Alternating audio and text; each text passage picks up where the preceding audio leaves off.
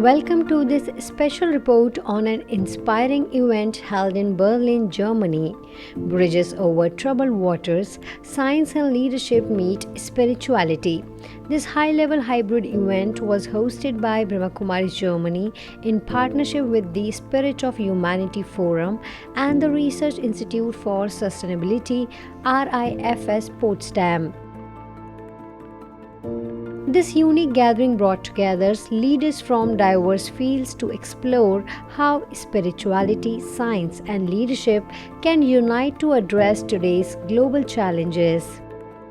The speakers for the event included Sister Jayanti, the international spiritual teacher and additional administrative head of the Brahma Kumaris, who shared profound insights on the spiritual dimensions of leadership and how inner strength can act as a guiding force in turbulent time.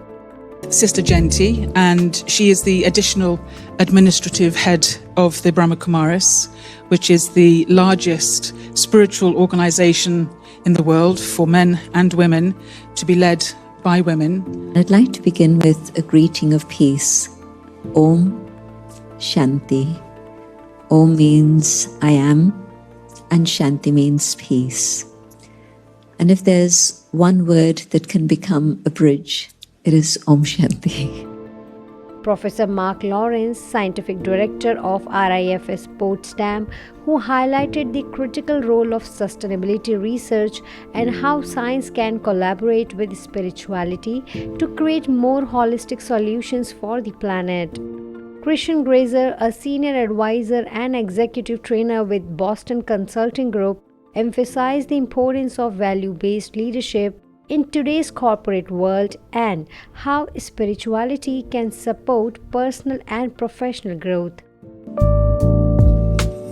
If I think about civilization as a whole, in terms of history, when there's a group of people who hold values in high esteem and strive to follow those values in their lives, then you have a world in which the arts can flourish, new discoveries are made, and there are many advances that happen.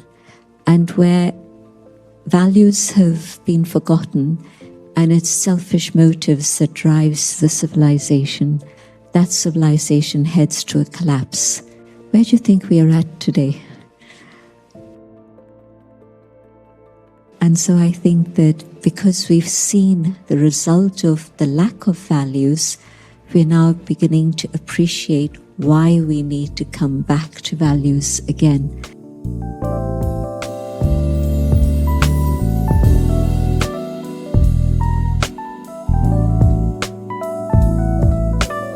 Sister Jayanti, what does the far side of the bridge look like for you?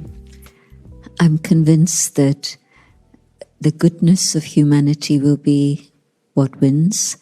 And so when human beings are in touch with themselves and they allow their own original intrinsic qualities to emerge within themselves and express them in terms of their activity, their behavior, their relationships, not only with each other, but also with all forms of life and nature itself, I think what we then see is a world of perfect harmony. And I don't think it's a dream or even just a vision. I think that we are moving in that direction and it'll become a reality. Beautiful. Thank you, Sister Jayanti. Mark, from your perspective, you could say that this is what underpins the environmental crisis, is the desire for personal profit, for consumerism, for acquisition, trying to feather our own nests rather than looking at the collective we and what is it that is going to serve the interests of the whole, of the many, rather than just of myself. So is that good or not? When it comes down to then this bigger picture of the focus on a common good versus an individual, I see that as one of the elements of the challenges that we have, but it's only one dimension of that. The other dimension that's often forgotten is the time dimension. So the dimension of the closeness and our own profit versus the benefit of a greater good. But the time element also is an important one. focusing on very short-term profits, I'm sure you encounter this very often in your advisory roles, versus looking into the longer term sustainability of a business, or the longer term sustainability of a community, or the longer term sustainability of the earth. And I think it's very important that we look into both of those aspects and not get lost on one dimension or the other. Thank you. Christian, obviously someone running a business, they're being paid in order to be successful, and that means entering into a spirit of competition and trying to be better than the others. How do you, in the world of business, enter into this spirit of it's for the good of the lodge, it's for the good of the whole, rather than just for our company? Yeah, thank you. I think it depends a bit on the perspective which you have on competition. Competition as a word comes across, or can come across, very aggressive. But you can have different perspectives on this. It could also be understood in terms of creating a balance. Competition can also be good to hold up a mirror and to show you where you are and where you should go and where you shouldn't go. And competition can also have a big importance, or can play a big role in understanding how I can do better. If I would be the only company in the world and there would be no other company, it would be very hard for me to understand how I could do better. But if I see other companies that are moving in the direction which I aspire to go to as well, that's something maybe I can learn from. But to your point, of course, competition also can have a very dark and negative side. If it's in the end only for what you just mentioned, short-term results, and just trying to create profit at the sake of anything. That, of course, is something which comes back to leadership, I feel. This is the question, and to what Sister Jayanti said in the very beginning, which values do you bring to your business? What is this where do you take your leadership perspective from? And I think if your leadership and if your culture of the company is grounded in the right values, I think you can deal with competition in the right way. The session was moderated by Philippa Blackham, an award-winning documentary filmmaker, journalist, and BBC broadcaster. Philippa guided the discussion, drawing connections between the speakers' diverse perspectives, creating a dynamic conversation about how science, leadership, and spirituality can come together to bridge the troubled waters of our time. So let's move now into our final meditation. We've talked a lot about the power of the mind to bring about change. So let's experience this sense of becoming a friend of our mind and turning within. And I'd like to ask Sister Jayanti to just guide us with her thoughts as we have this time together. I would suggest that you sit with both feet on the ground so that the body is comfortable and balanced, and just sit as you are, naturally, comfortably. You can keep your eyes open and just look straight ahead, or you can keep your eyes closed, and there's value in both.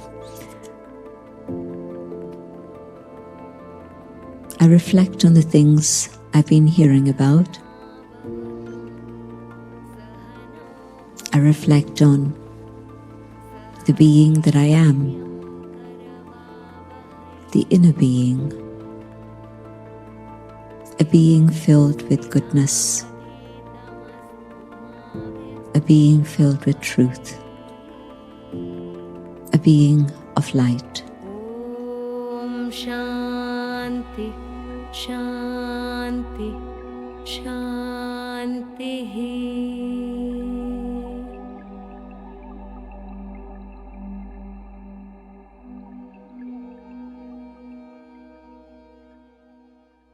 What are your thoughts and feelings? Well, first, it's actually, my stomach was doing a lot too.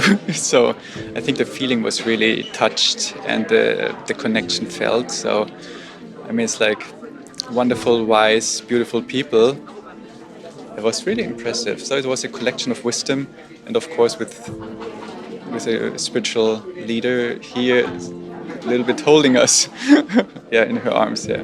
The evening was great. Needless to say, looking at the panel, it covered all the ways a mind can think, and all the ways we need to think to solve a problem. There was academia, there is leadership and business, and then there is spirituality, and of course moderated by a journalist. So I couldn't have asked more. And I think the way I like this mix is we need academia to think about problems, and we need spirituality to inspire that need to think, to go into that direction. And then we have business where all these thoughts come into the market so that people can exchange values in a good way. So I would go home and sit with myself to engage in spirituality so the right thoughts come, and I would use those thoughts to think, study material so that I have a basis of what to do. And when I have an intention based on science, I would like to create a business model around sustainability or spirituality too. That's all for now. Thank you for tuning into this special coverage. Stay with Peace News International for more updates and inspiring stories.